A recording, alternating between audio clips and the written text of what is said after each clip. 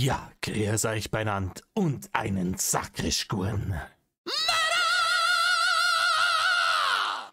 Jetzt Kasperl. Oh Leute, oh mein das. Ich hab jetzt lange gewartet. Gedacht, okay, schauen wir mal, was Winklers Liste da rausnimmt aus diesem Stream Apocalypse der letzten Tage. Leute, es sind trotzdem, dass Winklers Liste das gut runtergeschnitten hat, über 2 Stunden Rohmaterial geworden. Und ich sag's euch, wie es ist. Am Stück gebe ich mir das nicht und ich behalte mir vor, wenn's mir zu affig wird, dass ich sage, hey Leute, machen wir nicht weiter. Ich habe ein paar Ausschnitte gesehen, ich weiß nicht, ob die jetzt aus diesem Gestreamene sind oder aus einem anderen Gestreamene. Ich glaube, Klonter hat Ausschnitte gebracht, auch mit dem Kollegen mit der Sturmhaube, der mein neuer persönlicher Held ist im Game, weil ich hätte das nicht gekonnt. Er hat tatsächlich, er hat sogar die Herr Winkler Scheiße mitgemacht, um sich nichts vorwerfen lassen zu können. Weil Rainer macht das immer ganz gerne, wenn er rhetorisch in einer Ecke steht, mit dem Arschgebirge zur Wand sozusagen.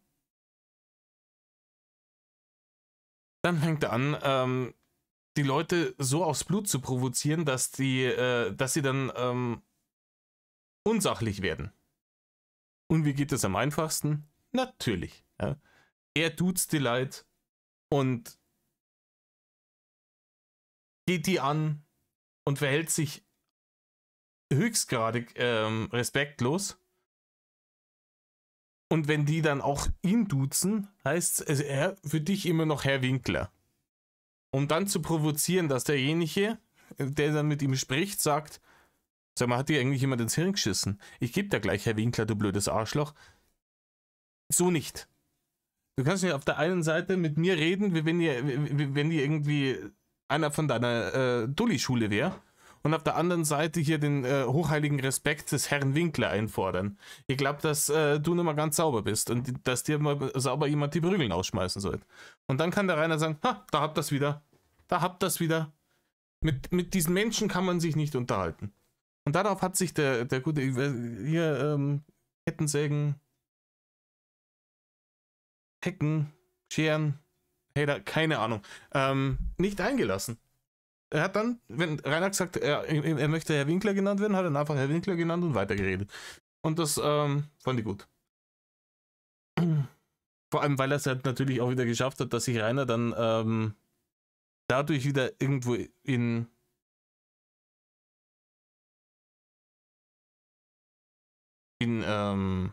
dass er sich selbst in einer starken Position gesehen hat und geglaubt hat, er ist ihm überlegen.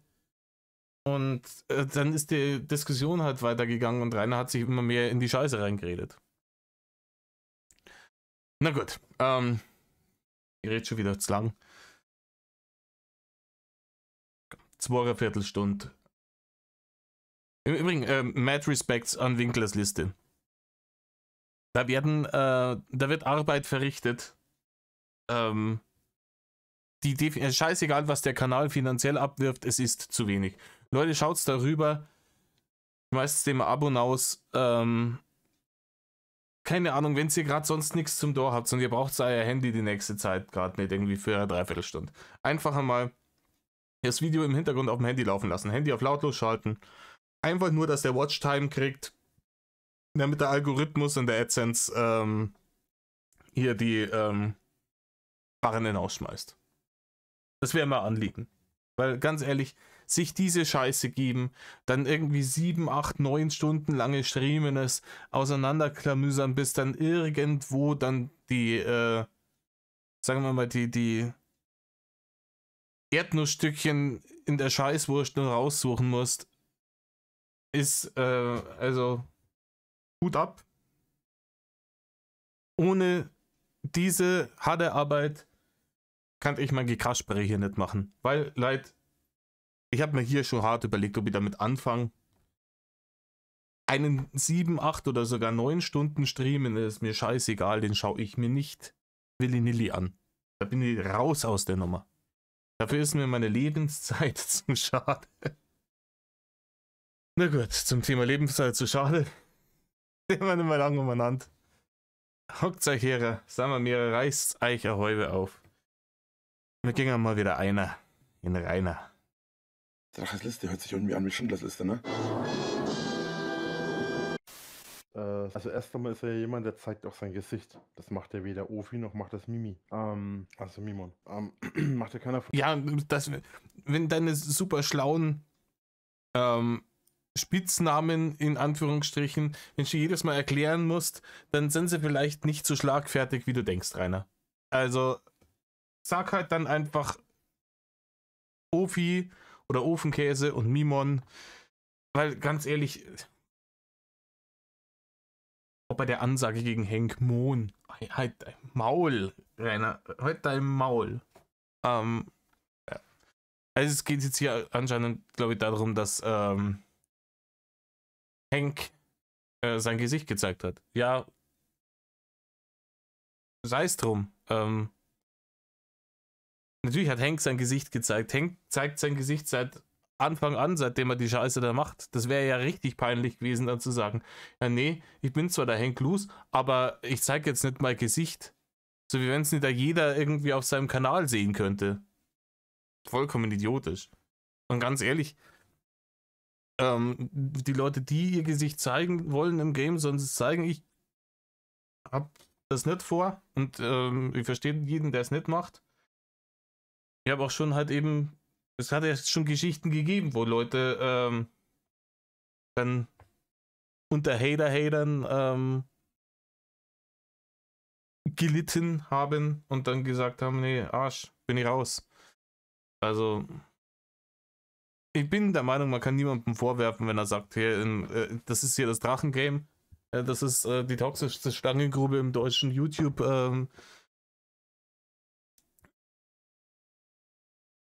Da lasse ich meine Fresse mal geschmeidig weg von der Kamera. Von den beiden. Und allein deswegen habe ich ja auch im Stream zu dem Zeitpunkt ja schon gesagt, dass ich zumindest in der Hinsicht Respekt vor ihm habe, weil er sich halt traut, sich zu zeigen. Wobei das bei ihm wahrscheinlich nicht ganz so viel mit Mut zu tun hat, sondern eher mit der Tatsache, dass er ja eigentlich in den USA lebt. Bekamas hat noch gesagt, dass er nicht gedacht hätte, dass man mit dir so einfach so reden kann oder irgendwie so, hat er, glaube ich, gesagt. Ja, aber ich denke, das liegt einfach daran, dass einfach viele Leute einfach falsch informiert sind. Weil also ich sage jetzt mal so, ich habe mich natürlich schon ein bisschen gehen lassen, auch zu dem Zeitpunkt, ne? Also normalerweise wäre ich noch ein bisschen freundlicher und alles. Ja, genau, Rainer. Komm, Rainer. Oder bei die Fische, wie meine Freunde aus dem Norden sagen würden. Na, komm. Rainer, den Tanzbier tanzen lassen, was die Hater seit Jahren machen, das ist nicht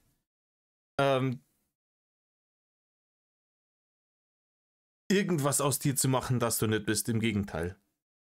Damit kitzelt man den wahren Rainer raus. Den cholerischen, verabscheuungswürdigen Fettbeitel, der der festen Überzeugung ist, das probateste Mittel zur Konfliktlösung ist als allererstes immer erst einmal Gewalt.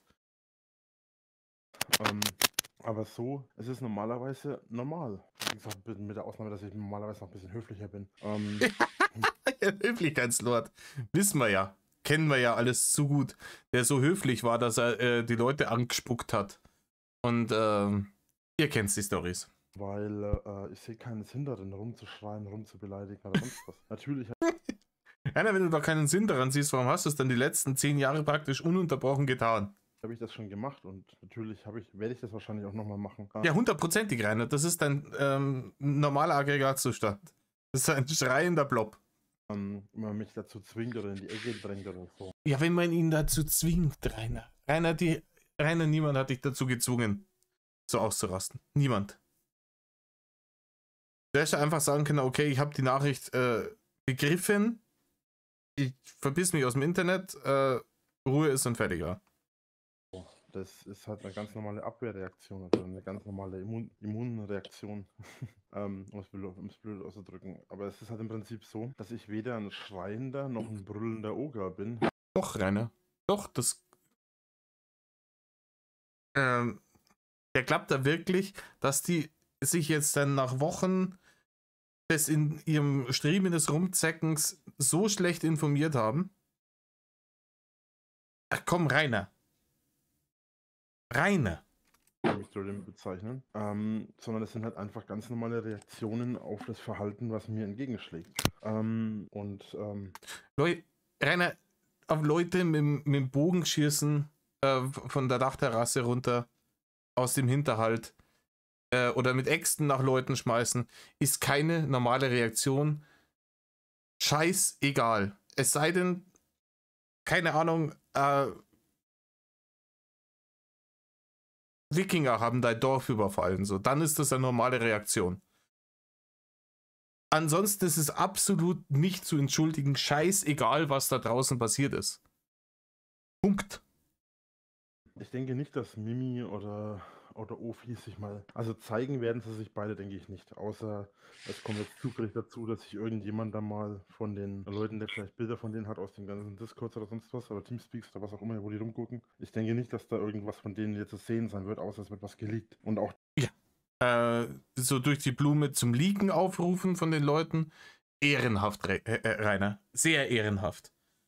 dann ist die Frage, wie schnell sie das machen. Weißt du mal, wie die aussehen? Nee. Ich mache das Ganze ja schon recht lange. Und es gab ganz zur Anfangszeit einen Typen, der hat sich auch nicht gezeigt und nannte sich Regenbogenschaf damals. Und das war so ein Typ, der hat einfach so ein gezeichnetes Schaf mit so Regenbogenpups, ne, wo so Regenbogen furzt. Kennst du vielleicht das? Ja, Regenbogenschaf, schon ewig raus aus dem Game, wohnt immer noch mietfrei in Rainers Oberstübchen. Young Cat, nur als Schaf quasi. Und das hat er quasi als Profilbild gehabt und hat sich Regenbogenschaf genannt. So, oder auch kurz RWS. Und dieser Typ, der ist so lange auf mich losgegangen, hat mich angegriffen und mich beleidigt und was weiß ich alles, bis es irgendwann dazu gekommen ist, dass er veröffentlicht wurde. Es wurden dann Bilder von dem geleakt, es wurden dann Sachen von dem veröffentlicht, unter anderem auch die Wohnadresse und ähnliches. Ähnlich wie es bei mir eben auch immer wieder der Fall ist oder der Fall war. Und ab. Nein. Geleakt hast du die immer geschmeidig selber. Und sogar dann, als die Leute gewusst haben, wo du bist, uns nicht geleakt haben, hast du sie so lange provoziert, bis sie es doch gemacht haben. Gerade jetzt im letzten Jahr. Ab dem Zeitpunkt hat er gesagt, für ihn ist dieses Spiel vorbei, er hat keine Lust mehr auf dieses Spiel, er wird sich zurückziehen. Ein Jahr oder zwei. Dann kam er ganz kurz mal wieder für 1-2 Monate und dann ist er ganz verschwunden bis jetzt. Ich glaube, hier und da ist er ab und zu nochmal aufgetaucht, aber im Großen und Ganzen ist er nicht mehr da. Und das ist einfach nur deswegen der Grund, denke ich. Und das wurde damals, glaube ich, von ihm sogar selbst so kommuniziert, wenn ich mich nicht ganz täusche, weil er eben nicht wollte, dass seine Familie oder sein Privatleben dadurch angegriffen wird. Das ist ja auch ganz normal, oder? Ist ja auch verständlich. Es ist so eindeutig. Rainer ist der Meinung, ich muss die jetzt einfach nur alle leaken und dann hätte sich meine Dachis oder die Hater-Leute auf die und dann schauen wir mal. Er, der große Anti-Mobbing-Jesus.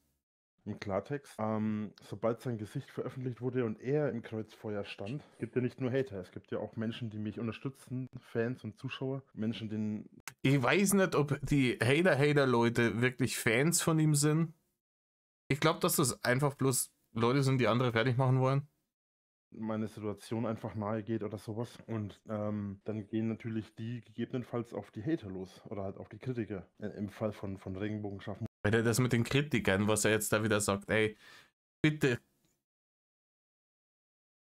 Ich weiß, in 2 Wochen ist das schon wieder vergessen und dann heißt es wieder die Hater. Aber es ist doch lächerlich.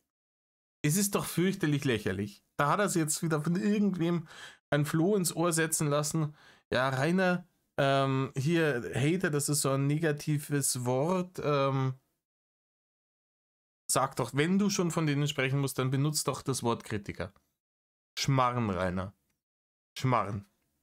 muss man wirklich Haters sagen, weil das, was er gemacht hat, war hasserfüllt. Mhm. Und das würde ich auch bei Mimon und bei Ofi setzen. Und die beiden, oder beziehungsweise ich denke nicht, dass die zwei sich sonderlich viel verändern. Ruf mich gerade jemand an, wartet mal kurz, ich mach mal kurz. Rainer, natürlich hast du Hater, weil du hassenswert bist.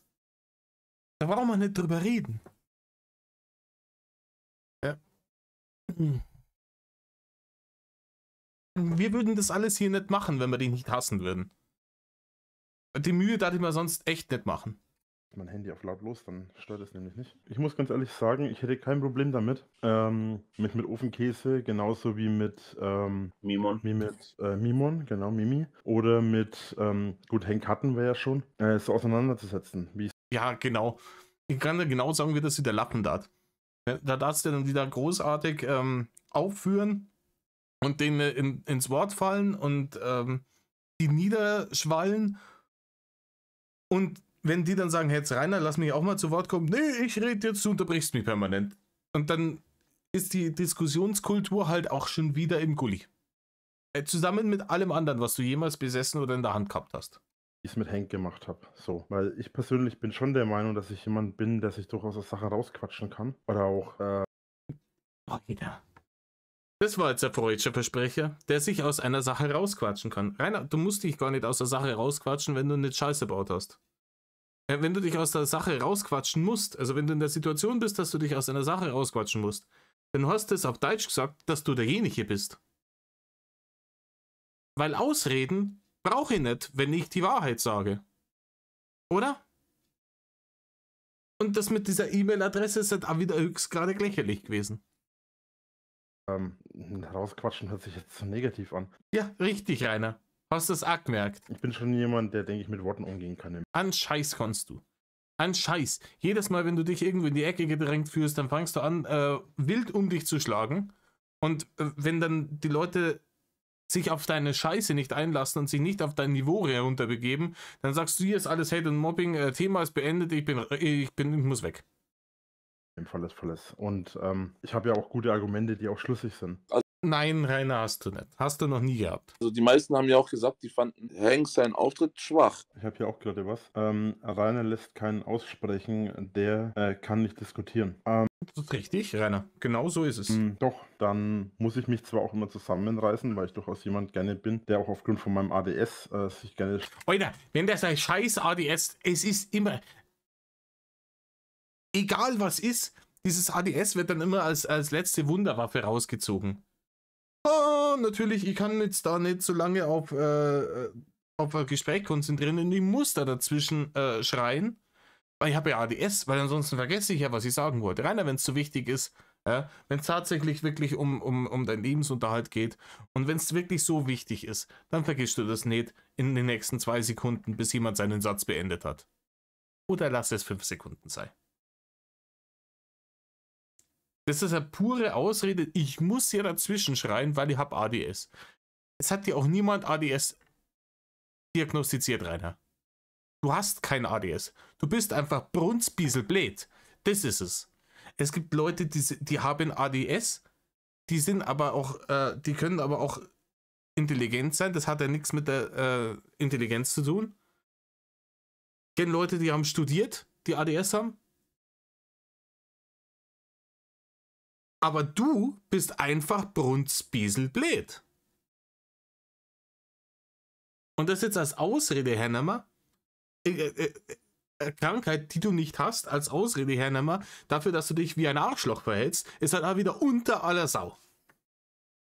Schnell verteidigt oder auch schnell oft Sachen sagen will, bevor er es vergisst, weil es oft nämlich mein Problem ist. Durch mein ADS bin ich zu schnell abgelenkt und vergesse oft Sachen schnell, aber bei Hank ging es ja letzten Endes auch. Warte, jetzt hat Ofi die Möglichkeit und hat keine Eier, sich dem zu stellen? Fragezeichen. Also, weil ich habe halt nur gedacht, weil das war was, wo ihr wolltet. Also, wie gesagt, ihr habt zu mir gesagt, Ofi. Er kam halt nicht oder hat auch gesagt, ja, nee und was weiß ich was und so, aber wie gesagt, Ja, da tut er auch recht daran.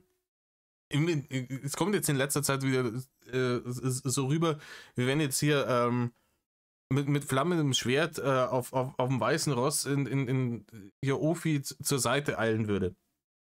Aber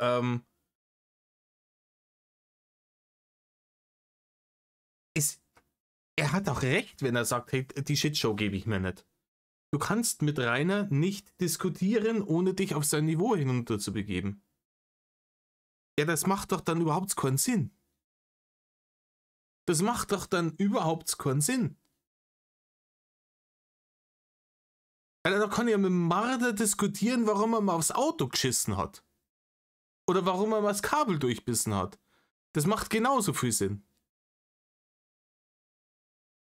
Ey, dass da jemand sagt, hey, ich geh da nicht rein, weil da keine Diskussionskultur besteht, weil das Ganze auch überhaupt nicht moderiert ist, und Rainer einfach hier sich wieder so ein Safe Space geschaffen hat und jetzt andere Leute sich wieder hier vor den Karren gespannt haben, und zwar die Kollegen, die da in diesem Stream immer drin sind, hat er sich jetzt vor den Karren gespannt als seine eigene persönliche Internet-Security. So wie er es immer gemacht hat. So wie er es früher mit der Pinea gemacht hat, dass wenn erst die Leute herrufen und dann die Bullen holen, beißt sich er weg. Ja? Wie er es dann später gemacht hat mit seinen Mods,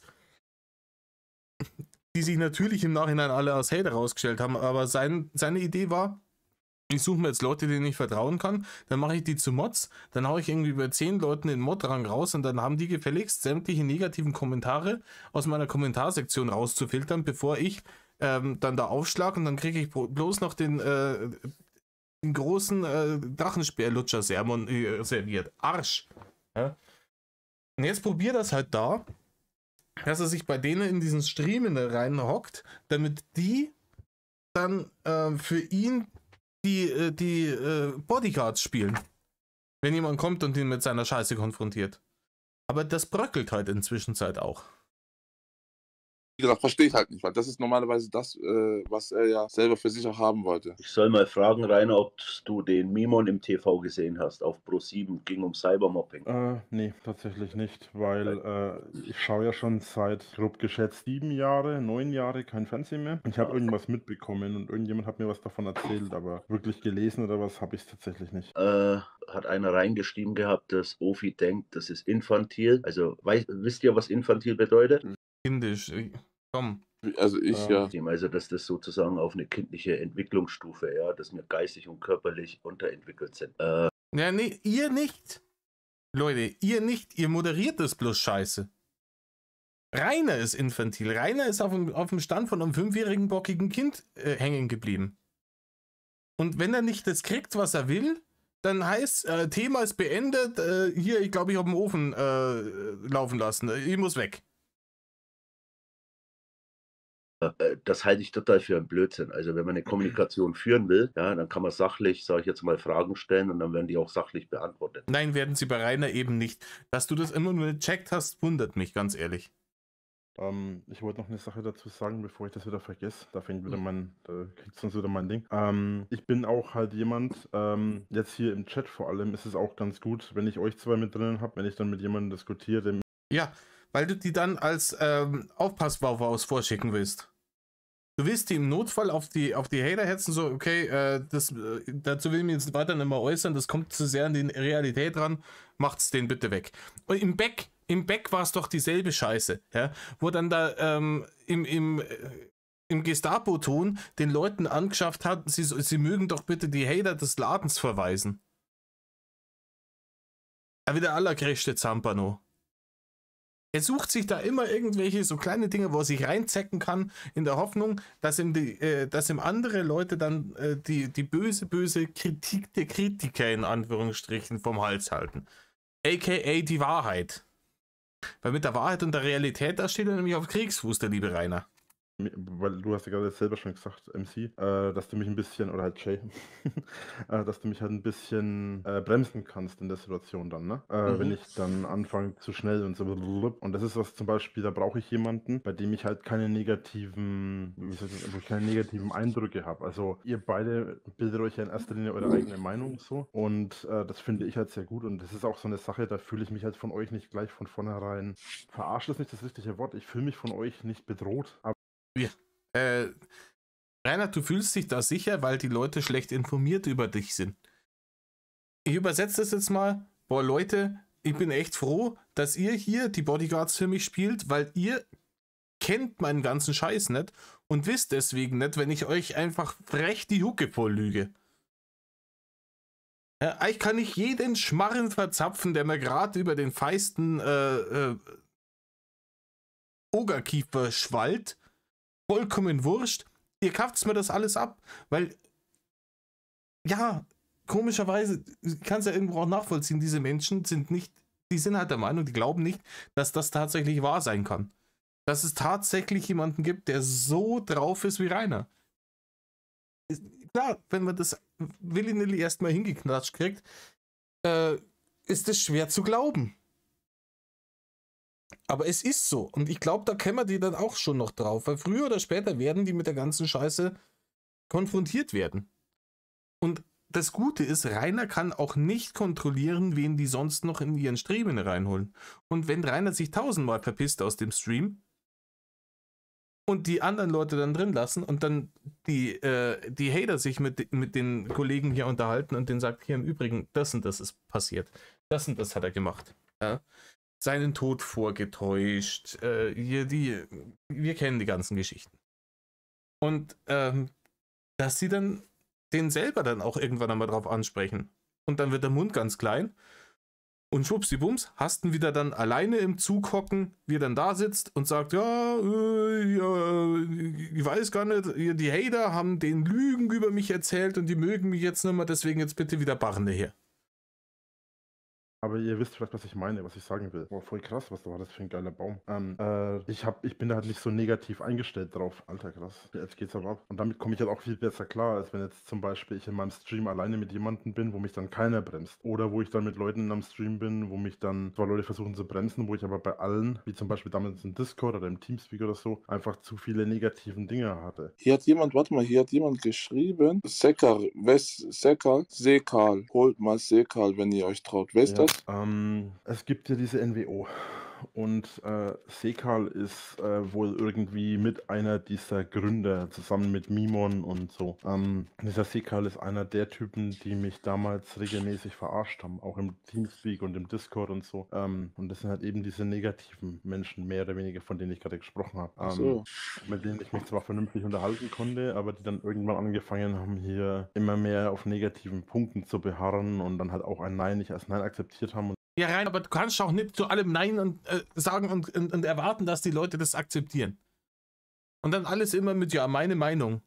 Rainer, deine Meinung ist ein Scheißdreck wert. Meinungen sind wie Arschlöcher und sie sind wirklich auch nichts, was man Fakten gegenüberstellen kann. Das ist Äpfel mit Birnen verglichen. Du kannst deine Meinungen vertreten, so viel wie du lustig bist. Es ist mir vollkommen wurscht.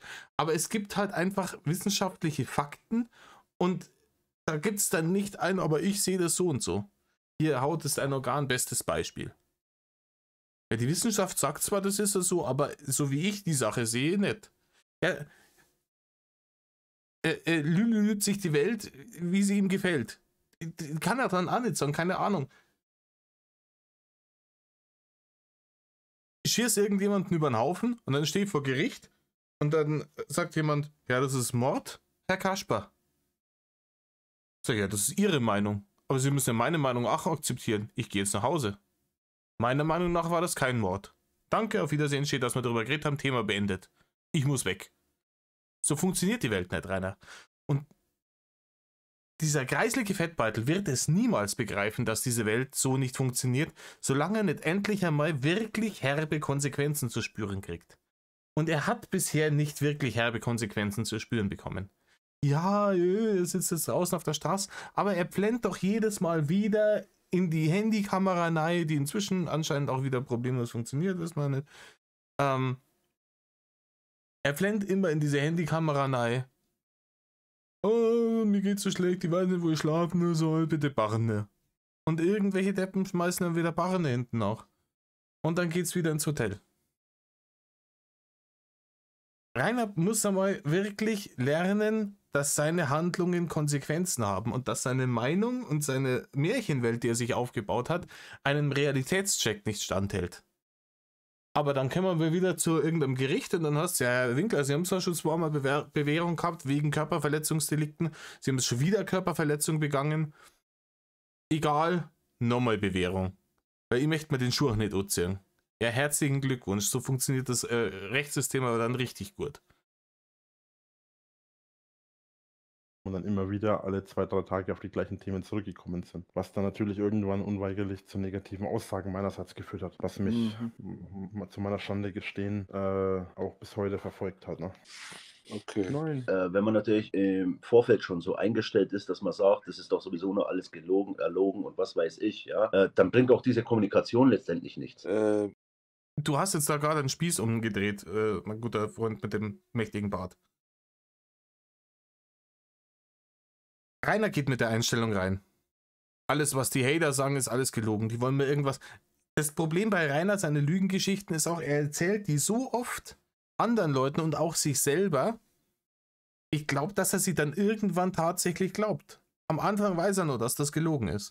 Und dann erzählt er das so oft und dann kommt irgendwann im Kopf, na, mein Gehirn mag die Version von der Wahrheit besser. Und dann ist, seiner Meinung nach, ist es dann da so. Und dann wird auch an dieser für ihn dann geltenden Realität nichts mehr zu rütteln sein. Und wenn dann irgendjemand sagt, Rainer, das stimmt so nicht, die Realität ist eine andere und ich habe Beweise, wir haben das auf Film, ja, dann heißt du bist der Hater, ich weiß das besser, du musst mal meine Meinung lassen, Thema beendet, Melov, ich muss weg.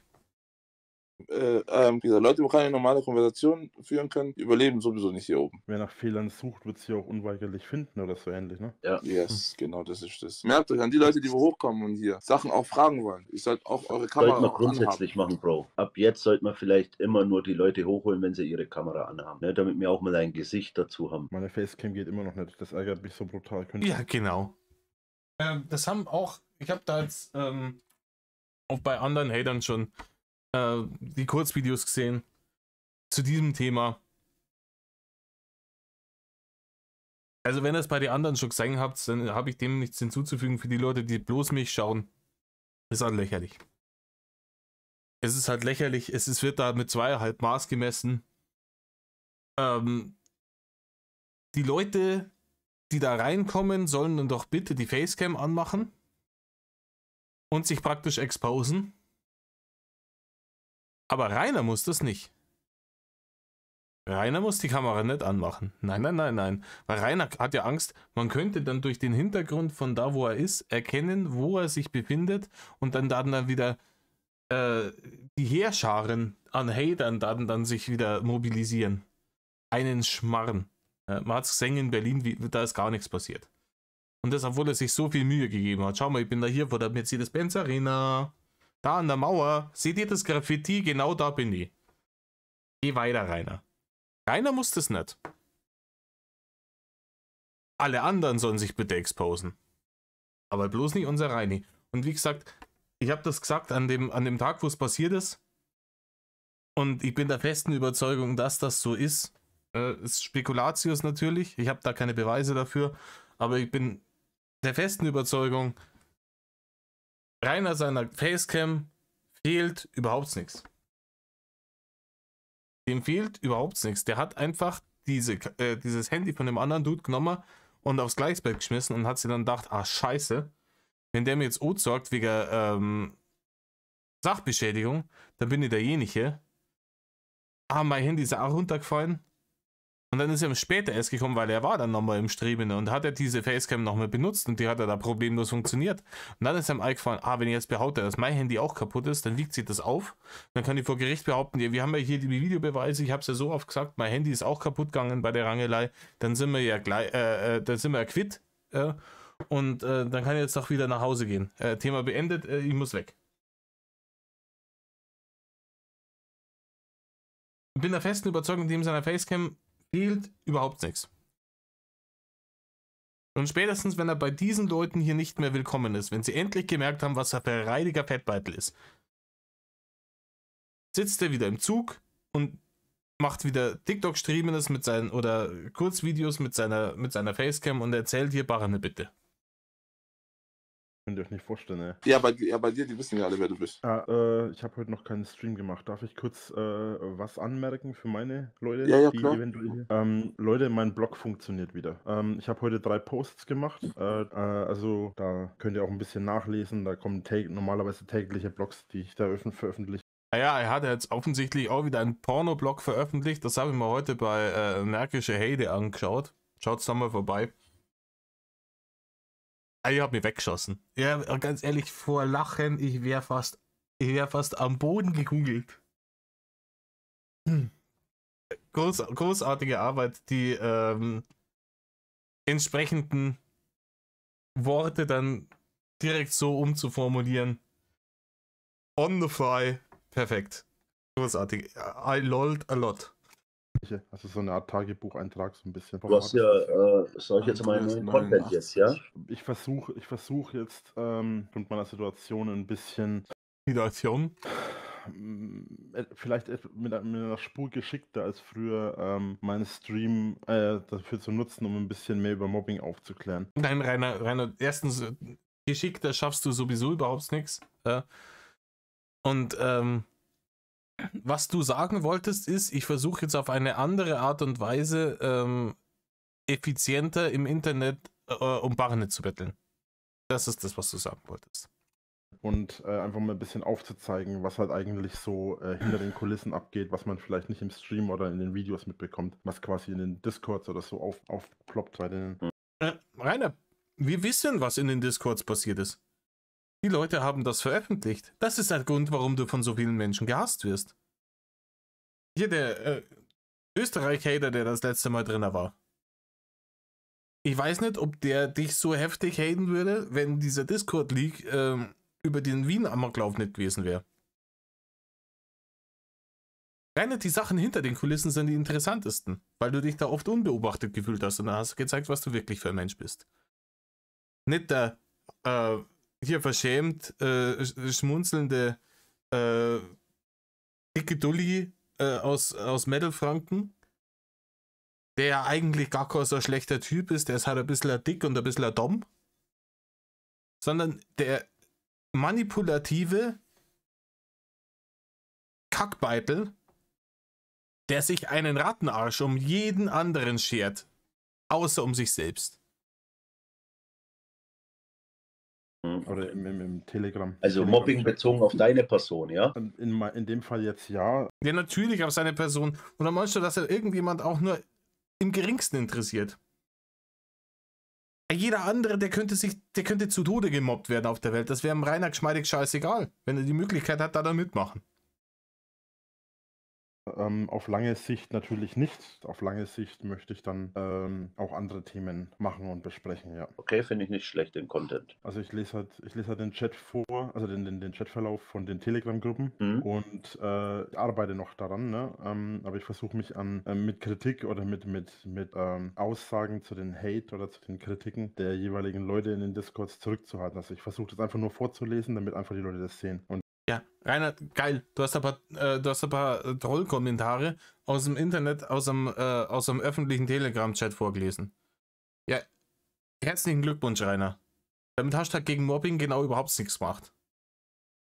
Also sogar wenn da irgendwas Fragwürdiges gewesen wäre, die haben sich halt in dem Ding über dich lustig gemacht. Und da sind so ein paar Meme-Kommentare gefallen. Und mehr nicht. Da hat niemand zu Straftaten gegen dich aufgerufen, so wie das immer behauptest. Im Übrigen, ganz ehrlich, das ist auch so eine Sache, ist halt stellenweise bei Leuten eiskalte Verleumdung, was er da macht. Also, weil er immer sagt, hier, die und die Leute rufen zu Straftaten auf. Ne? Aber wurscht. Du hast einfach eine Stunde lang irgendwie in gebrochenem Deutsch Scheiße vorgelesen, wo man sich den Kopf hat lange messen. Und das habe ich übrigens auch im Blog, habe ich diese Screenshots übrigens auch alle nochmal veröffentlicht. Also kann man sich selber auch nochmal nachlesen, wenn man möchte. Bist du eigentlich in diesen Telegram-Gruppen auch drinnen? Ich bin drinnen, ich habe aber auch einige Spione überall halt. Also ich habe halt, darf ich den Spruch Wichsgriffe benutzen? Wahrscheinlich nicht, ne? Ich habe meine Griffe überall. Hier fragt einer, Ja, bei dir sind es Wichsgriffel, Rainer. Bei dir sind es Wichsgriffel. Weil das sind die zwei Dinge, die sie tun. Deine Griffel. Wichsen und dir Schmutzfressi in den Gulli stopfen. Und ich habe es ja schon mehrfach gesagt, ich verspreche es da auf die Hand, diese Spione in Anführungsstrichen, die du da hast, sind alles Hater. 100%ig. Ob du bereit wärst, mit der Mona zu reden. Wer ist die Mona? Meine Ex. Vielleicht kam es nicht richtig rüber, das kann schon sein. Anscheinend eben nicht deine Ex. Weil sie hatte, das ist ja das einzige Interessante, was die vom Stapel gelassen hat in diesem komischen Stream, dass ihr nie wirklich zusammen wart aus ihrer Sicht. Also, dass das keine romantische Beziehung war. Und dass dieser Heiratsantrag-Video-Ding ein Aprilscherz war. Ich hatte aber einen Post auf meinem TikTok gemacht hier, wo ich gesagt habe, dass ich durchaus bereit wäre, mit ihr zu reden. Ich würde das gerne außerhalb von der Öffentlichkeit machen, weil sie ja behauptet, dass sie das nicht in der Öffentlichkeit breitreden möchte. Ich persönlich möchte das auch nicht, weil das ist letzten Endes eine Sache zwischen letzten Endes ihr und mir. Aber wenn es unbedingt in der Öffentlichkeit sein muss, dann kann man das auch gerne machen. Ja, von mir aus. Ja.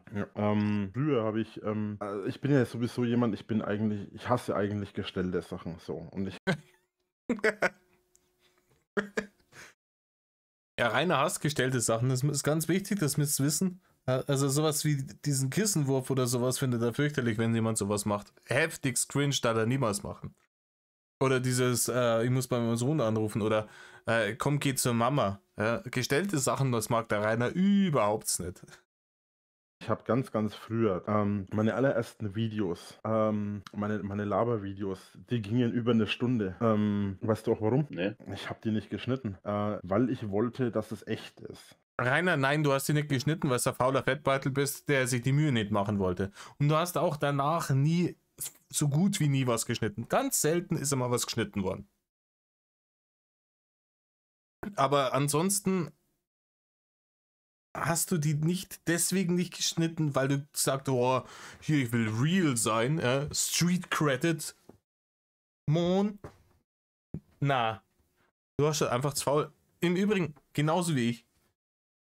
Ich schneide ab und zu mal was zusammen, wenn ich dann, also entweder wenn ich aus 2 Videos 1 machen will oder wenn wirklich irgendein Scheißdreck passiert ist, Mühle schmiert ab oder was weiß ich. Oder ich habe wirklich irgendwas Brunzbieselblöds gesagt und check's noch und ja, sei es drum.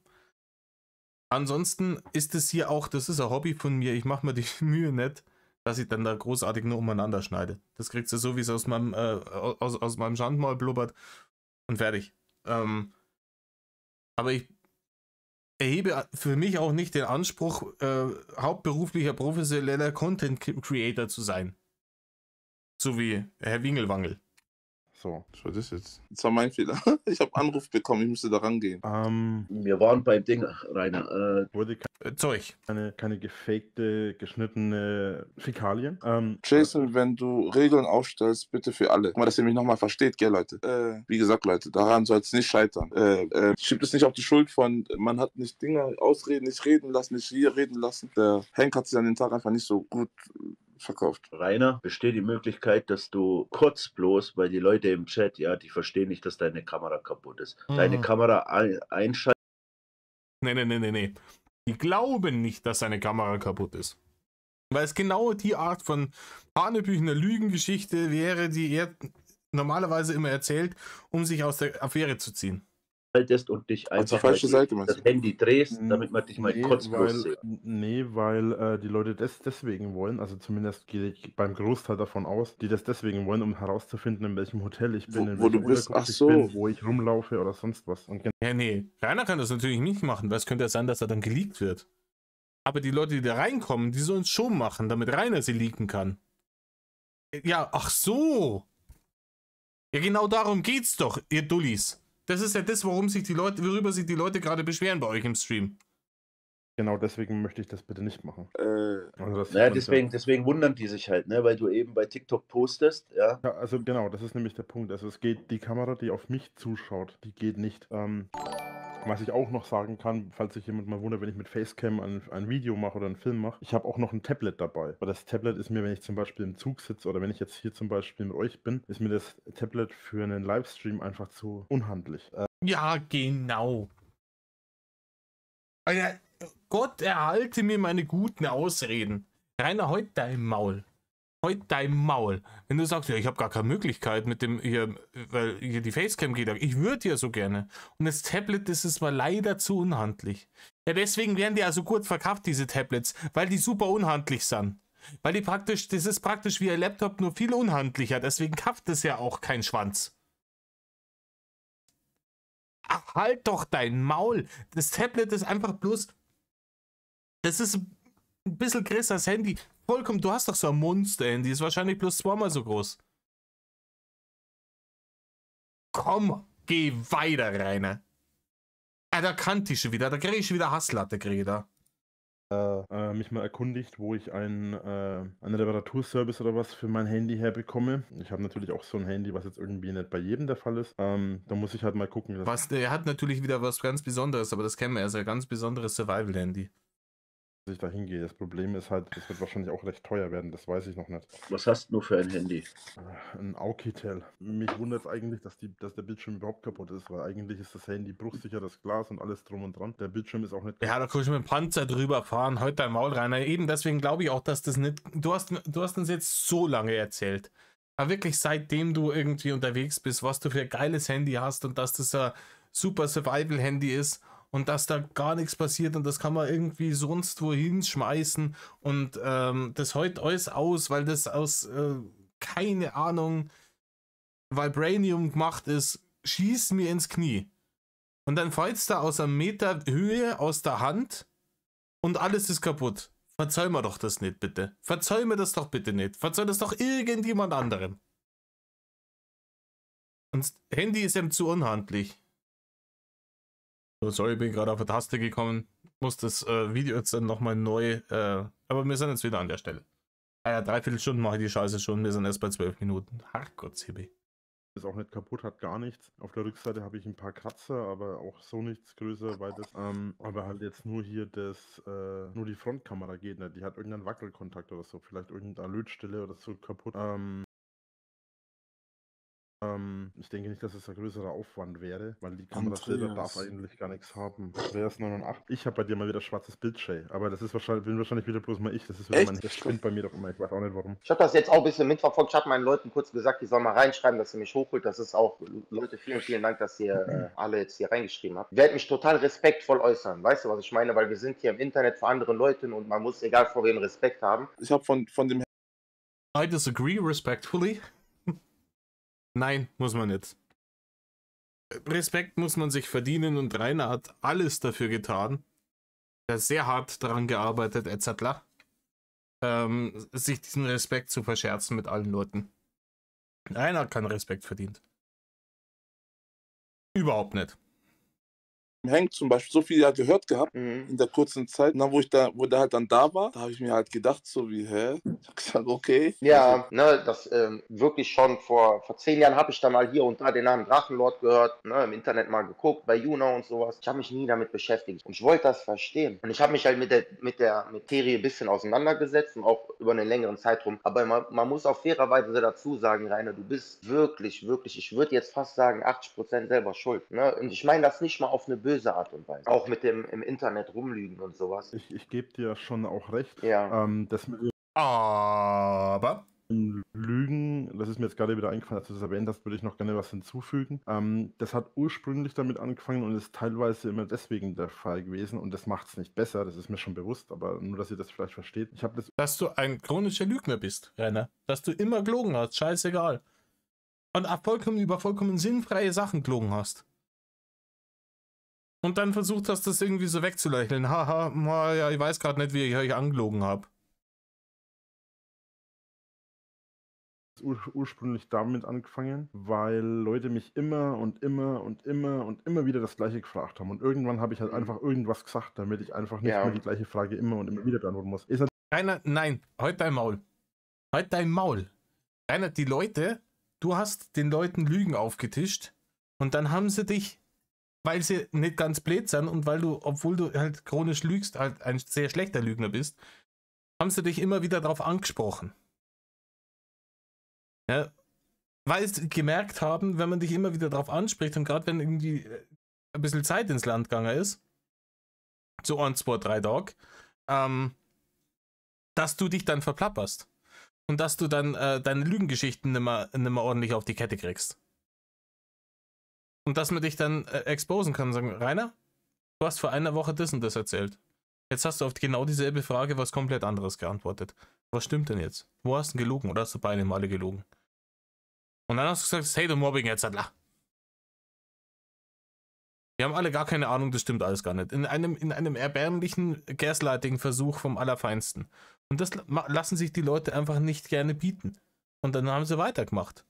Und anstatt, dass du gesagt hast, oh, weil ich habe jetzt richtig plump versucht, die Leute zu gaslighten, aber die fallen da drauf nicht rein und die mögen das überhaupt nicht und die lassen mich das spüren, dann sollte ich vielleicht in Zukunft bei der Wahrheit bleiben und den Leuten, die mir hier die Barren nachschmeißen, nicht irgendwelche Räuberpistolen ans Knie schrauben. Stattdessen hast du gesagt, na, jetzt erst recht. Das ist der Punkt.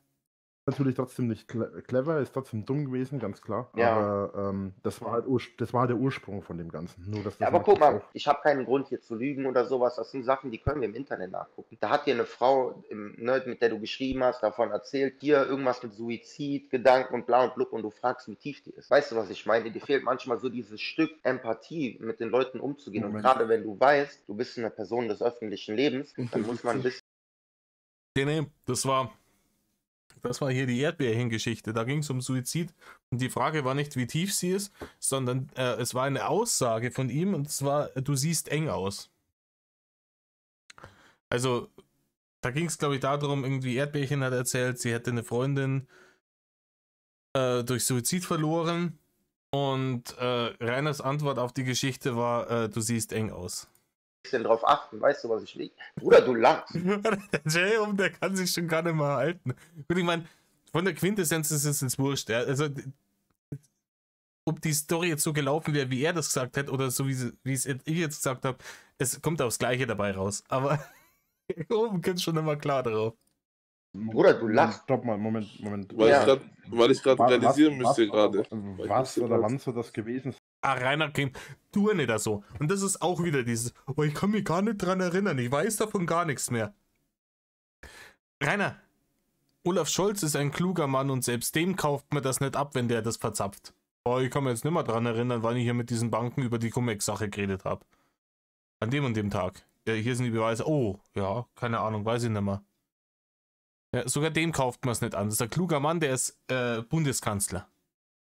Hä? Du bist der unterdurchschnittlich intelligente Blätbeitel aus dem fränkischen Hinterland, der nicht bis 5 zählen kann. Und wenn er höher als 10 zählt, muss er sich die Socken ausziehen.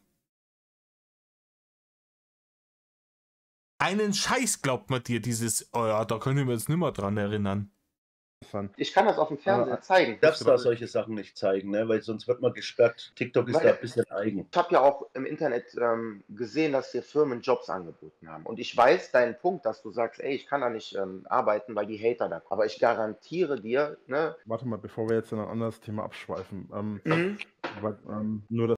Warte mal, ich möchte, bevor wir jetzt an ein Thema abschweifen, was für mich unangenehm sein kann, lass uns doch mal an ein Thema abschweifen, auf das ich abschweifen will, um hier von der Sache abzulenken. Weil ich mit meinem ADS, sonst kickt mich das wieder weg. Ja, dein ADS, ey. Ich dachte am liebsten das ADS, da die da aus dem Gesicht watschen.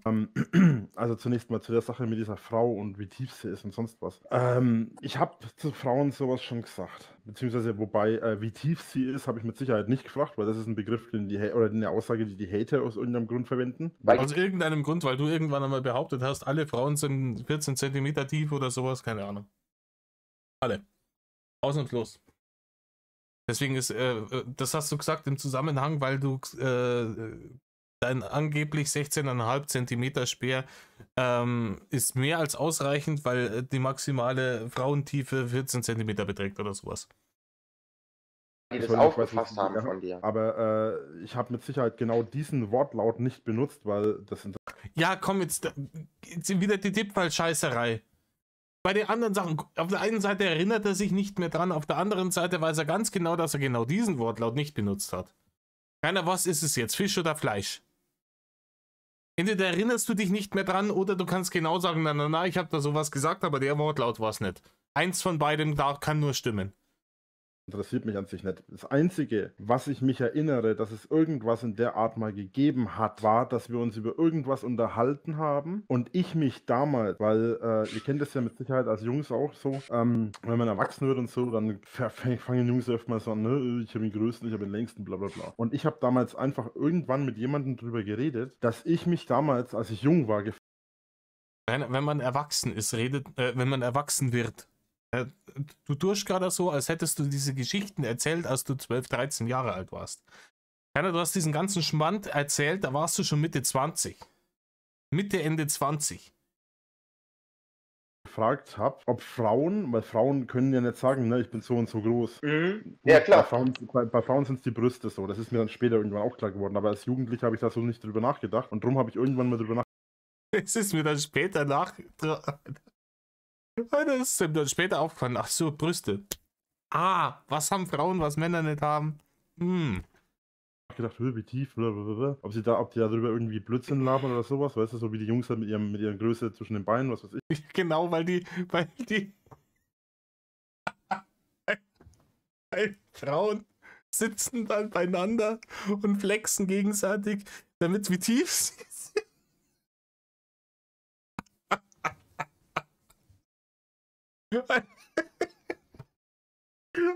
Scheiße. Oh, leck mich am Arsch. Und dann kriegen sie so Komplexe. So. Oh, ich habe mich mit meiner besten Freundin unterhalten. Und die ist viel tiefer wie ich. Stimmt irgendwas mit mir nicht? Und irgendwas in der Richtung kann ich mich erinnern, dass ich da irgendwas mal drüber mit jemandem gesprochen habe. Was ich unter Garantie. Ja, aber da ist halt, man sieht halt wieder das Problem. Man muss ihn wirklich mit den entsprechenden Fakten konfrontieren und zwar so genau, wie es wirklich geht. Und wie gesagt, am besten mit Beweisen. Das heißt hier wieder, ja, kannst du nicht machen, weil hier TikTok schmeißt uns die Prügeln aus. Ja, scheiße gelaufen. Aber du musst es, wenn du ihm nicht die Fakten so hinlegst, wie es war, 1:1, mit Beweisen, dann wird der immer anfangen da mit der Tippfall-Scheißerei, dass er dann um die Ecke geht und sagt, ja, aber so genau war das ja eigentlich nicht. Und hier stimmt ein kleines Detail nicht und da stimmt ein kleines Detail nicht. Und deswegen ist dein kompletter Punkt obsolet. Aber das lachst du nicht, Rainer. Rainer, egal ob du jetzt mit der...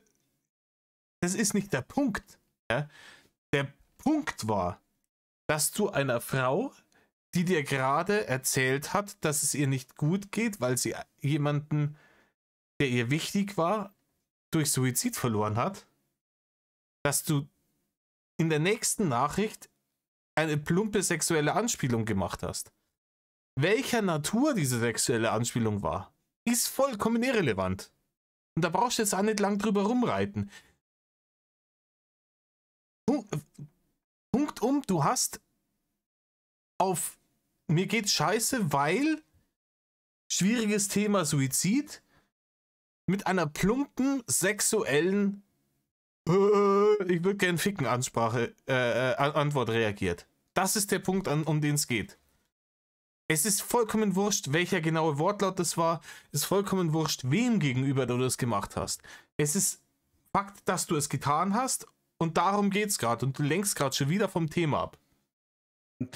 Nicht mache. Ich weiß nicht, was du da für einen Beweis hast. Ich will auch gar nicht abstreiten, dass du die hast. Ich weiß nur nicht, ob ich das so ernst nehmen kann, weil ich bin normalerweise niemand, noch nie gewesen, der auf so eine Art und Weise so respektlos mit einer Frau spricht. Ich reg mich sogar... Rainer, hast du die Cola-Bärchen-Leaks einmal gesehen? Hast du die Cola-Bärchen-Leaks einmal gesehen? Du bist niemand, der so respektlos oder das Benetic-Interview, die ganzen anderen Bärchen-Geschichten, niemals würde er so respektlos mit der... Was war denn das bei Benetic mit diesem, wenn du dich mit dem triffst, dann leak ich dich und dann erzähle ich hier allen Leuten was, bla bla bla.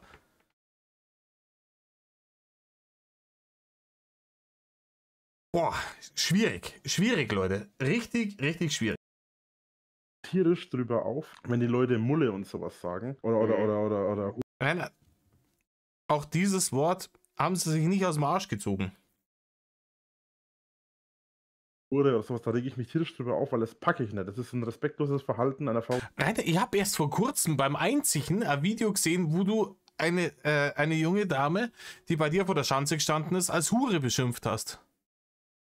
Würde ich nie zur Frau sagen. Halt dein Maul, Rainer. An alle, die es, schaut euch das letzte Video vom Einziehen an. Da ist der Beweis. Aber es hält er für respektlos, würde er nie machen.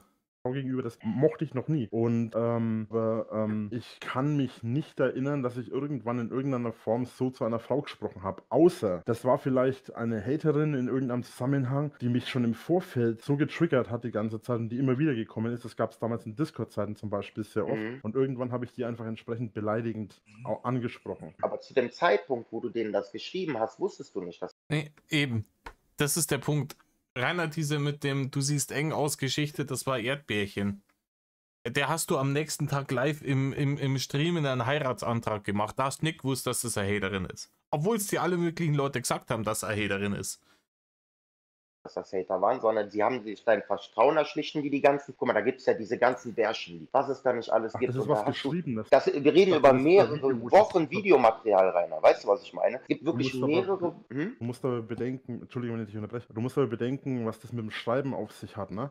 Ja, ich habe mit vielen Frauen in der Hinsicht geschrieben, aber entweder sind das meistens welche gewesen von irgendwelchen Webseiten, auf denen man sich speziell für solche Sachen getroffen hat oder unterhalten hat, oder ich habe mit Leuten geschrieben, aber auch von vornherein, das mache ich nämlich immer, das meine ich auch mit respektlos. So, weil Leute sagen ja auch, ich würde mein Dödel einfach so im Internet rumschicken. Das mache ich auch nicht. Ich mache das nur... Doch, Rainer, das machst du. Rainer, das machst du. Man hat die Chatverläufe. Und aus diesen Chatverläufen geht hervor, dass da nicht explizit darum gebeten wurde, bevor der Pansy verschickt worden ist. Und solange nicht wirklich explizit die Anfrage kommt, du Rainer, kannst du mal bitte den Maulwurf aus seinem Fettbau rausgraben und ein Foto davon machen und mir schicken, weil ich das den wirklich sehr gerne sehen. Solange das nicht geschrieben wird, hast du niemandem Pimmelbilder zu schicken. Punkt. Da gibt es überhaupt keine Diskussion mehr. Wenn man mich danach fragt, beziehungsweise nur mit Erwachsenen natürlich, das ist schon mal das Erste. Und auch nur in dem Zusammenhang, wenn ich mit einer Person irgendwas zu tun habe oder vielleicht plane, mit dieser Person mich zu treffen oder so. Und dann schreibt die Person mir, aber auf ähnliche Weise. Das sind die einzigen Situationen, wo solche Gespräche, in welcher Form auch immer, ob jetzt Talks im Schreibstil irgendwo auftauchen. Eine Frau hat mir geschrieben, guck mal, wie er mir schreibt. Und da war das auch irgendwie so. Die Frau hat irgendwie gesagt, ob die sich nicht treffen sollen. So, ich glaube, irgendwo zum, keine Ahnung, Stadt zeigen oder irgendwas. Und da hat er, also dass er sich nicht so mit Frauen so trifft, so einfach so, oder? Korrekt, ja. Also wenn mich eine Frau anschreibt oder so, ich suche ja, das schreibe ich auch Männern übrigens. Die Sache ist die, und das kann sich jetzt gerne jeder, der hier mal zuschaut, gleich mal komplett merken. Oh ja. Leid? Ihr Stift habt ihr ja schon in der Hand, weil wie soll der sonst den Bingo-Bogen ausfüllen? Nehmt mal ein Stück Papier und jetzt schreibt's mit, weil jetzt kommt des Winklers Weisheiten. Erstens, ich fange mit Zuschauen oder Fans nichts an. Das stimmt nicht, Rainer. Das stimmt nicht, Rainer. Das hast du mehrfach versucht. Das ist schon mal auch mit Hatern, ne? Also Kritikern. Auch nicht erwähnen. Wenn ich da mal ganz kurz zwischengrätschen darf, das stimmt nicht. Ja. Ja, Rainer, da brauchst du jetzt gar nicht wieder aufstöhnen. Es stimmt, es ist halt dreist gelogen. Es ist halt dreist gelogen. Du hast bisher immer noch versucht, Rainer, du hast einen extrigen, nur für dich und Frauen reservierten Channel auf deinen Teamspeaks und deinen Discords gehabt, in die du Frauen reingezogen hast, nur um sie da ungestört belästigen zu können. Frauen, die auf diesen Teamspeak und auf diesen Discords waren, weil sie bei dir bezahlte Abonnenten waren. Die haben hier die Mitgliederscheiße bezahlt und sind dadurch auf den Discord gekommen. Das waren Zuschauer von dir. Und du hast einen extrigen sexuellen Belästigungs-Chat, Voice-Chat-Room nur für dich und diese Damen eingerichtet, wo du sie dann ungefragt reingezogen hast. Aber du würdest ja nie was mit Zuschauern anfangen, Rainer. Ja, es gab natürlich Ausnahmen. Zweitens, ich suche keine Freunde, weil ich habe Freunde. Es sind Und Rainer, du hast keine Freunde, du hast Hater. nicht viele, aber ich habe welche. Und mit denen rede ich über alles. So, die wenigen Freunde, die ich habe, ist eigentlich meine Familie so gesehen, weil Ja, deine Familie, ganz ehrlich. Wissen wir alles, was da passiert es ist. einfach so enge Freunde sind. Darüber hinaus habe ich kein Interesse. Sehen die eng aus, Rainer? Die Freunde? Meine sozialen Kontakte zu erweitern. Und das schreibe ich und kommuniziere ich aber auch immer von vornherein. Du musst geäußert haben, dass du deine Steuern in der USA bezahlst. Ja, Ganz kurz, bevor ihr abschweift, Andreas, hast du noch eine Frage dazu? ne, und da müssen wir uns nichts vormachen. Wirklich sehr, sehr, sehr, sehr, sehr, sehr, sehr wild von deiner Seite gelogen wird, Rainer. Ich sag dir mal was. Ich selber, Fake-Aktionen auch, ne? ich kann, wenn ihr möchtet, Rainer, wenn du nichts dagegen hast und Jungs, wenn ihr nichts Ja, wo wir bei der Gummibärenaktion waren vom letzten Mal so. Lülibären lügen hier und dort und überall. Sie sind nicht für dich da, wenn du sie brauchst. Das sind die Lülibären. dagegen habt, ich habe ein Handy hier. Wir können irgendein Video anmachen, wo ein Leak aus deinen WhatsApp-Nachrichten mit Frauen ist. Daran siehst du, dass du ungefragt Dinge schickst. Guck mal, eine andere Sache. Du wolltest dich mal mit einer treffen, ich weiß nicht mehr den Namen, und die Frau hat gesagt, die möchte nicht mit dir ungeschützten Geschlechtsverkehr haben. Du hast die Frau richtig bedrängt, mit dir zu schlafen. Habe ich mit Sicherheit nicht getan. Jo, ist das okay für euch, Jungs, wenn ich irgendwas bei YouTube mal ganz kurz zeige, dass den jungen Mann da Du drüben brauchst, entlarvt? du brauchst Andreas, keine Audio- sobald du das machst, wirst du gesperrt und das Stream fällt bei uns runter. Ich wollte halt nur sagen an jeden, der das hier gerade guckt, tut mir einen Gefallen. Ich weiß, das ist sehr, sehr viel Arbeit, das aufzuarbeiten. Geht ins Internet, geht auf YouTube. Schaut euch Bevor wirklich ihr die das tut. ekelhaften Dinge an. Lasst mich mal ganz kurz Ja. ausreden, Rainer. Du kannst ja gleich was dazu sagen. Guckt euch die Mhm. widerwärtigen Dinge an. Das ist nicht schön. Teilweise kommt einem da schon der ein oder andere Kotzreiz hoch. Aber ihr werdet sehen, dass es wirklich eigentlich nicht gut ist. Und deswegen habe ich euch auch geschrieben, diesem Mann eine Plattform zu bieten. Weil der Mann gehört verboten. Und ich sage das, ne, Ja, ich bin hier nicht als okay. Hater rein und war respektlos, aber Applaus. Applaus. Großartiger Mann. Hätte ich besser selber nicht sagen können. Das hätte ich besser selber nicht sagen können. Props to you. ihr wisst, wie ich das meine, hat auch Leute. keiner gesagt, aber ich sag dir jetzt auch noch was. Gerade bei Audio Voice. Ich kann gerne. Gerade bei Audio Voice. Voice ist immer Audio, Rainer. Immer ein ausführliches Video darüber machen und zeigen mit Bildschirmaufnahme und so weiter, wie ich aus einem verhältnismäßig harmlosen Satz einen Ach, geh jetzt weiter, Rainer. Die haben das alles wieder so zusammengeschnitten, dass es widerlich wirkt. Halt dein Maul. Satz mache, der unglaublich abartig ist. Einfach nur in Grund. Rainer, die haben diese Voice-Nachrichten abgespielt. Vom Bildschirm runter. Aufgrund dessen, wie man einfach die Audio verändert. So. Bei einem Video ist es etwas schwieriger, weil man es ja auch auf die Lippen synchronisieren muss. Auch das ist aber möglich. Ich will jetzt nicht damit behaupten, dass das grundlegend bei mir der Fall ist oder passiert. Es ist aber grundlegend so, dass es nicht wenige Menschen da draußen gibt. Und wenn sich jemand auch nur mal ein paar Minuten nur mit diesen Telegram-Chats benimmt. Ja, Rainer, die Telegram-Chats stehen hier nicht zur Debatte. Rainer, es stehen die Bärchen-Leaks zur Debatte. Cola-Bärchen etc. bla bla. Nicht wieder vom Thema ablenken. Und in diesen Cola-Bärchen-Leaks ist es deutlich zu erkennen, was du dieser Frau an Sprach- und Bildnachrichten geschickt hast. Und es ist ekelerregend gewesen. Er hat dieser Frau vorgelogen, was er nicht alles für sexuelle Eskapaden hinter sich hat.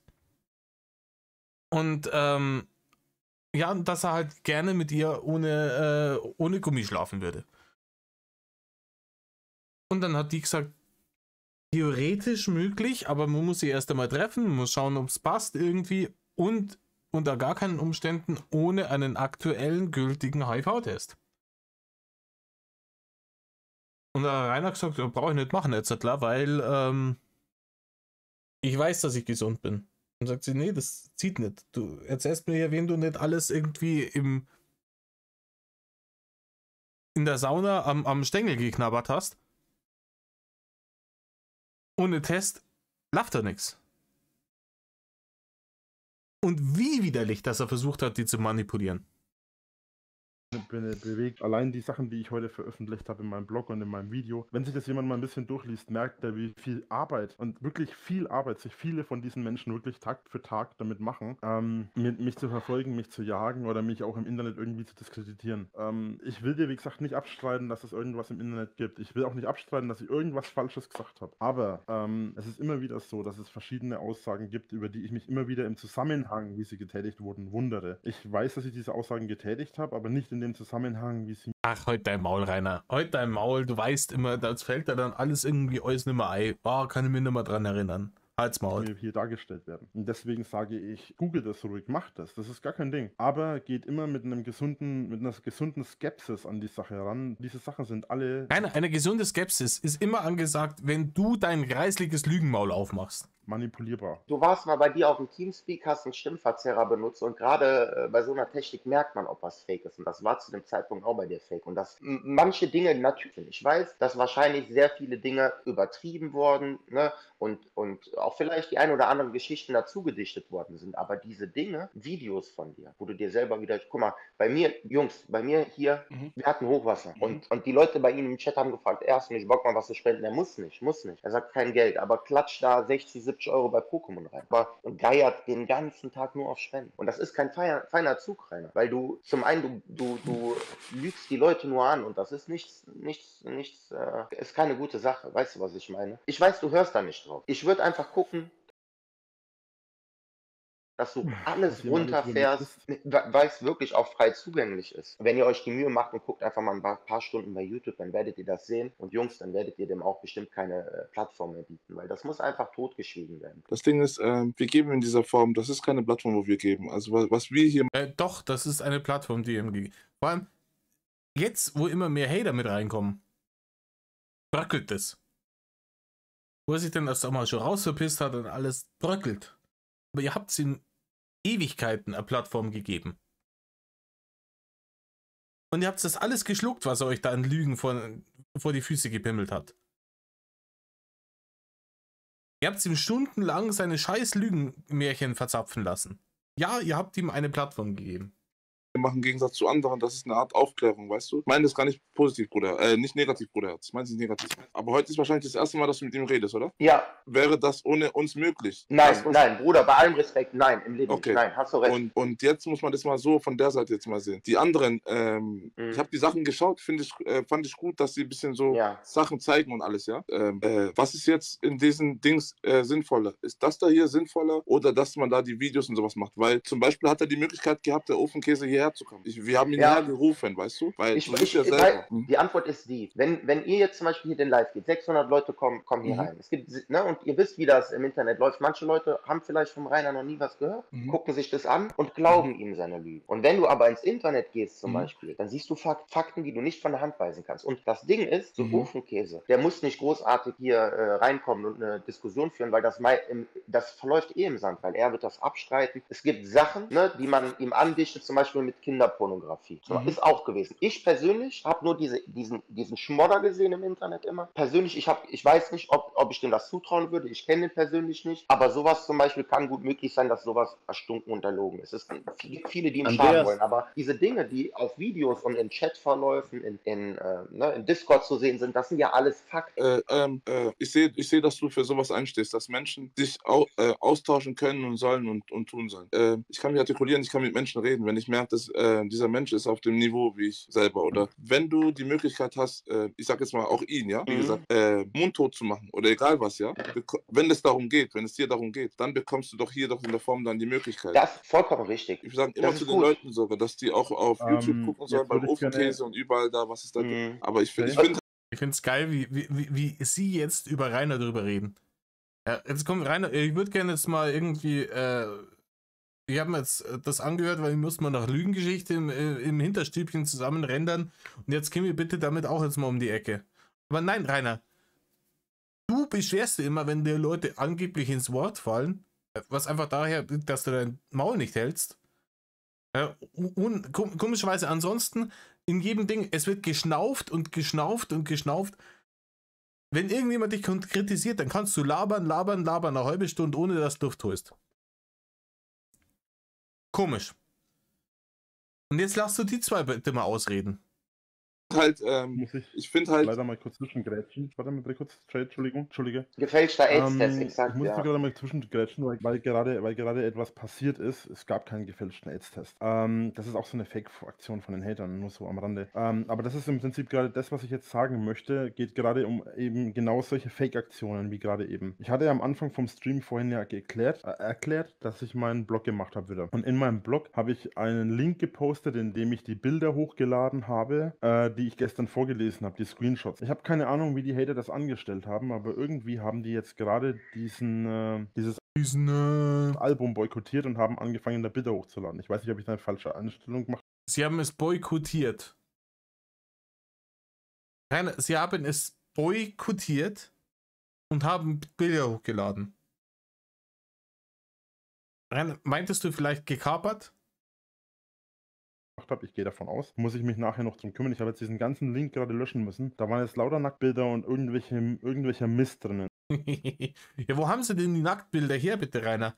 Wenn du doch nie irgendwie Pimmelbilder an Leute verschickt hast. Wo haben sie denn die ganzen Nacktbilder her? So, das ist das beste Beispiel dafür, dass die Hater und die Kritiker da Sachen hochladen und da schon wieder versuchen, auf die Art und Weise meinen Ruf in irgendeiner Form zu schädigen. Und das ist genau das, wie zum Beispiel. Rainer, deinen Ruf kann man nicht mehr schädigen. Dein Ruf ist irreparabel im Arsch. Das Einzige, was wir machen, ist darauf hinzuweisen. Irgendwelche Fake. Und der Grund, warum dein Ruf irreparabel im Arsch ist, du hast ihn vorne an den Luan getaped, bevor du ihn da reingepömpelt hast. Sachen im Internet auftauchen. Das ist das beste Beispiel jetzt gerade dafür gewesen. Hätte ich den jetzt nicht gleich gelöscht, wäre wahrscheinlich in spätestens einem Tag oder was wieder irgendwas passiert, wo es dann wieder heißt, der postet irgendwelche Nacktbilder in seiner Bildergalerie, wo auch Jugendliche darauf zugreifen können und so weiter und so fort. Aber das wäre letzten Endes wieder auf mich zurückgefallen. Letzten Endes! Ofi ist da. Und das ist wieder eine Aktion, wo der ich mir jetzt gerade drüber Ofi nachdenke. hat keinen TikTok-Account. Doch, der hat schon TikTok-Account, glaub mir. Ich wollte an der Stelle noch Novak grüßen. Ani, Digga, Leute, haut rein. Schönen Abend noch. Rainer, du musst irgendwann mal gesagt haben, dass du deine Steuern in Amerika Wo ist vergütest. Ofi denn? Pass übrigens mit einer verspiegelten Brille auf, ne? Nicht, dass man irgendwas aus deinem Zimmer groß sieht, nur so als Info. Oida. Da ist wieder Blutdruck. Rainer, du hast mal gesagt, irgendwie du zahlst in Deutschland keine Steuern, weil du dir deine YouTube-Sachen aus Amerika kriegst und die da versteuerst. Was ist denn da? Ja, pass mal mit deiner verspiegelten Brille auf. Rainer, es geht nicht um die verspiegelte Brille. Halt dein Maul, beantworte die scheiß Frage. Ach, die können sehen, was Haben sie sie bei mir wollen. früher Alles versucht. gut. Ich meine nur, das haben sie bei mir früher immer versucht. Also, ich erinnere mich nicht, dass ich gesagt habe, dass ich Steuern in den USA Ja, da kann er sich wieder auf einmal an nichts mehr erinnern. zahle. Ich habe höchstens mal gesagt, dass man, ach so, doch, habe ich mal gesagt, aber das ist ganz früher gewesen. Nein, ich zahle natürlich keine Steuern in den USA, sondern ich zahle die Steuern natürlich in Deutschland. Ich Ja, warum hast du es dann gesagt, wenn du es natürlich machst? bin Freiberufler und, Na, Rainer, du bist ein arbeitsloser Internetbettler. Du bist ein arbeits- und obdachloser Internetbettler. Du bist kein Freiberufler. Du hast doch kein Gewerbe mehr angemeldet. ich hatte bis 2017, das Ende 17 oder Mitte 18, irgendwas in die Richtung. Also in diesem Zeitraum von einem Dreivierteljahr habe ich dann mein Gewerbe abgemeldet. Rainer, du weißt nicht einmal, wann du dein Gewerbe abgemeldet hast. Rainer, du weißt nicht einmal, ich wiederhole es, wann du dein scheiß Gewerbe abgemeldet hast. Rainer, wenn ich mich selbstständig mache morgen und ich gehe in 5, 10 oder 20 oder 25 Jahren pleite und ich muss das Gewerbe abmelden, dann wird mir dieser Tag, die Stunde, die Minute, in der ich das gemacht habe, bis an mein Lebensende ins Gedächtnis gebrannt sein. Das ist ein einschneidendes Erlebnis in einem Leben von einem Menschen. Das Scheitern der Selbstständigkeit. Ja, in dem Zeitraum irgendwann 2000 irgendwas bis irgendwo, keine Ahnung, weiß nicht mehr genau, irgendwann habe ich halt mein Gewerbe abgemeldet. So ernst hast du das genommen und du wunderst dich, dass du nicht als großer Internet-Zamper nur selbstständig sein kannst. Also geschmeidig am Arsch. Du hast einfach gedacht, ich setze mich da hin, laber irgendwas, lass mal beim Daddeln zuschauen und dann fliegen die Barren beim Fenster rein. Steuern muss ich eh keine zahlen, Haus habe ich schon, alles toll, hier, läuft. Nee, läuft nicht, Rainer. Läuft nicht. Oder besser gesagt, abmelden müssen, aufgrund von Schulden, die ich damals hatte und hatte damals ja auch noch einen Merchandise-Shop, den ich dann auch gelöscht habe, beziehungsweise der wurde dann aufgrund einer Krise. Rainer, du hast immer noch Schulden. Rainer, du hast dieses scheiß Grundstück und das Haus verkauft und du hast immer noch Schulden. Wie blöd kann man eigentlich sein? Aktion wurde das dann. Jetzt habe ich komplett vergessen, wo ich war. Mist. Das ist eine dieser Lügen, die mich damals tierisch aufgeregt haben, weil die Leute mich immer wieder gefragt haben, Zahl zu steuern. Ja, mache ich. Nerv mich nicht, so ungefähr. Nein, Rainer, machst du nicht. Wie gesagt, ich möchte mir selber hüten, da eine Verleumdung zu begehen. Man weiß, dass du die Steuern damals nicht bezahlt hast und dass du deswegen auch hohe Schulden hast, weil du Steuerschulden hast. Und im Moment sieht es so aus, also einige Leute haben durchaus plausible Indizien vorgelegt, die darauf hinweisen, dass es sein könnte, Rainer, dass du versucht hast, deine TikTok-Einnahmen am Fiskus vorbei über die Marion als Spende auf dein Konto zu ballern. Und das ist Steuerhinterziehung. Und Erschleichen von Leistungen, solltest du noch Kohle vom Amt kriegen. Also es ist auf jeden Fall mindestens Steuerhinterziehung. Und solltest du Kohle vom Amt kriegen, ist das noch Erschleichen von Leistungen. Schwierig, Rainer. Gerade wenn man vorbestraft und auf Bewährung ist. Und dann versteht es mir nicht falsch. Ich bin ja nicht päpstlich wie der Papst. Wir leben in schwierigen Zeiten heutzutage. Wenn jetzt irgendjemand eine 40-Stunden-Woche hat und der buckelt hart in halt einem Beruf, der nicht viel abwirft, netto. Und jetzt gerade durch die Inflationsentwicklung der letzten Jahre,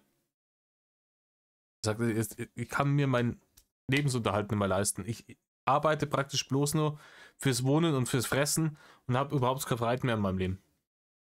Und deswegen, keine Ahnung, gehe mal 1-2 Tage im Monat nach Feierabend oder am Wochenende ein bisschen schwarzeln und verdiene mir 200-300 Euro dazu, dass ich mal irgendwie in Kneipen gehen kann oder sonst irgendwas. So what? So what, wir besteuern die 10% Superreichen, die wir in unserem Land haben, so wenig, die eigentlich diese Last tragen könnten, ohne Probleme, die werden das nicht spannen. Und wir besteuern gerade diese Leute, die so wenig verdienen, so brutal. Wenn da jemand sagt, hey, ich leiste meinen Beitrag an der Gesellschaft und ich, also wie gesagt, das soll jetzt keine Aufforderung zur Steuerhinterziehung sein, aber ich verstehe das. Ja, da rege ich mich, sagen wir mal, nicht drüber auf. Wenn jemand sagt, hey, ich buckel mich kaputt und ich kann aber meinen Lebensunterhalt nicht bestreiten davon und ich verdiene mir dann um ein paar Ecken noch was dazu, schiebe ich keine Hasslatte drüber. Wo ich aber Hasslatte schiebe, ist, wenn ein fettes, dummes Arschloch sich da hinsetzt, dass dem alles immer in den Schoß gefallen ist, dass er ein riesengroßes Haus geerbt hat, mit Grundstück und allem drum und dran und in seinem ganzen Leben noch nie richtig gearbeitet hat, aber hier einen vom großen Arbeitslot verzapft, die Leute anbettelt für Bullshit, sie währenddessen nur beleidigt und dann die erbettelte Kohle noch hintenrum am Fiskus vorbeischiebt, da kriege ich Hasslatte. Aber da kriege ich richtig Hasslatte. Um das mal gesagt zu haben. Ja. Ich zahle natürlich, oder ich habe natürlich Steuern ganz normal gezahlt. Mache ich immer noch für das wenige, was ich aktuell noch verdiene. Und seit 2018, auf jeden Fall seit 2018 bin ich halt Freiberufler und lebe und arbeite quasi davon. Warum juckt es die Leute wegen Steuer? Das ist nur eine Frage. Weil sie irgendwas haben wollen, um mich am Arsch zu haben. Nein, Rainer. Nein, Rainer, weil du nach außen hin das Bild vermittelst, ja, vom fleißigen Bienchen, das hier die deutsche Wirtschaft am Laufen hält, aber eigentlich ein verlogener Steuerbetrüger bist.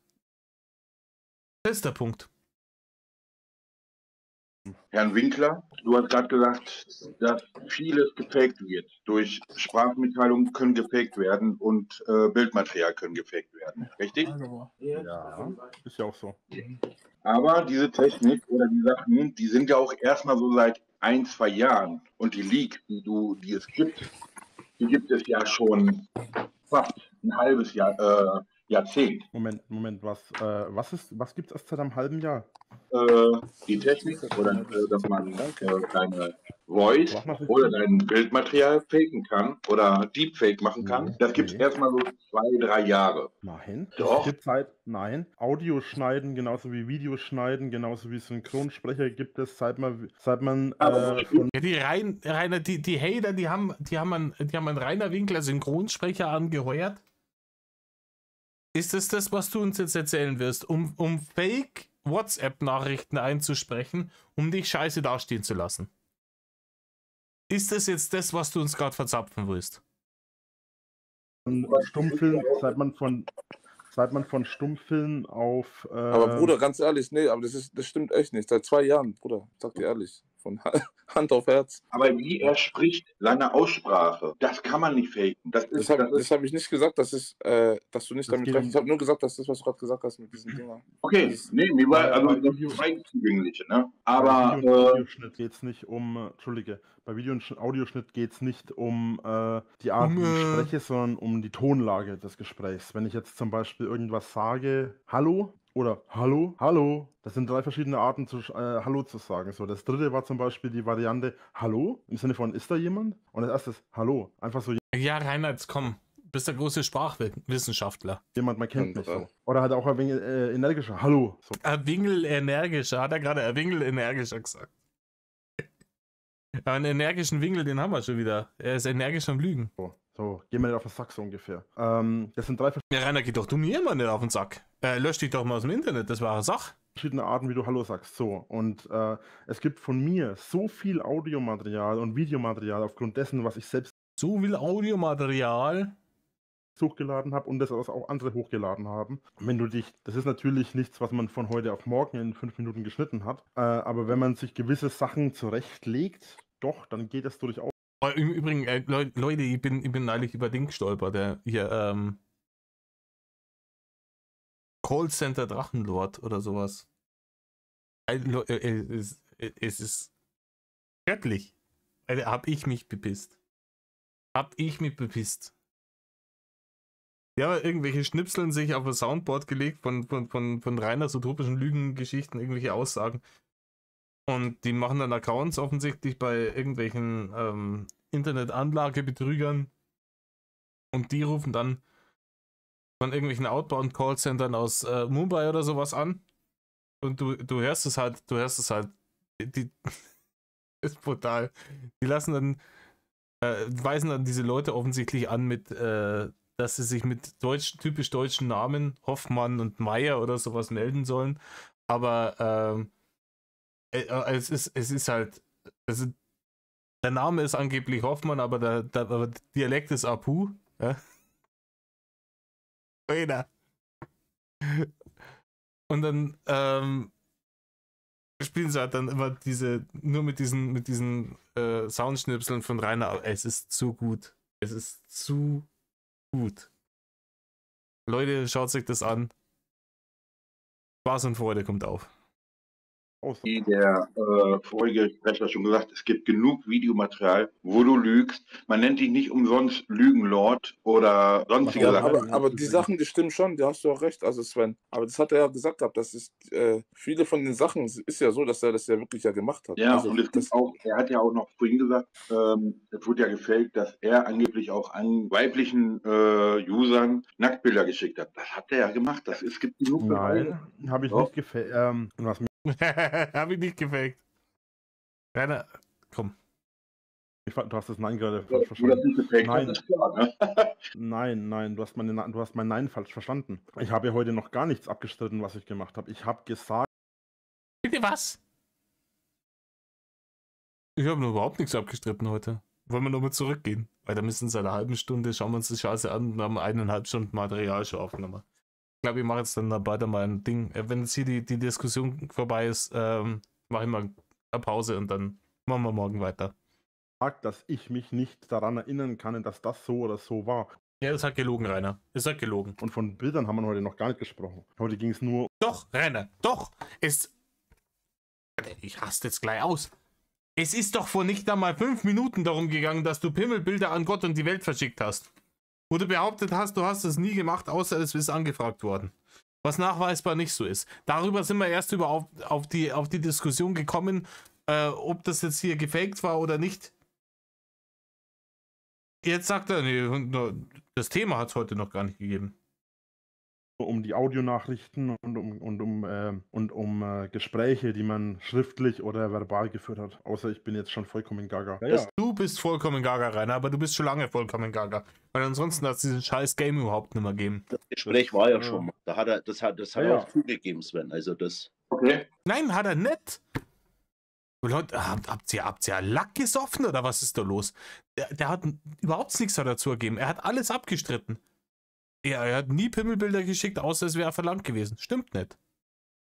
Er hat nie irgendwelche Leuten irgendwelche sexuell belästigenden Kommentare geschrieben auf Nachrichten, von denen das irgendwas mit Suizid war. Hat er alles nie gemacht. Angeblich. Und jetzt heißt ja, das hat er alles zugegeben, hat er alles nicht abgestritten. Ja, aber was wir auch hatten, was ich abgestritten habe, entschuldige Sven, gleich.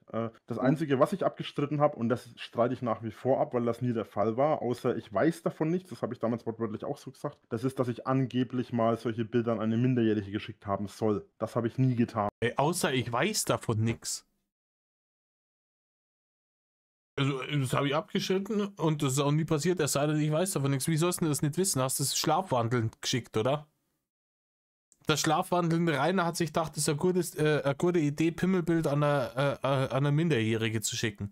Und im Übrigen, Rainer, wenn du dann doch ach so bisexuell bist und das keine Alibi-Aussage ist,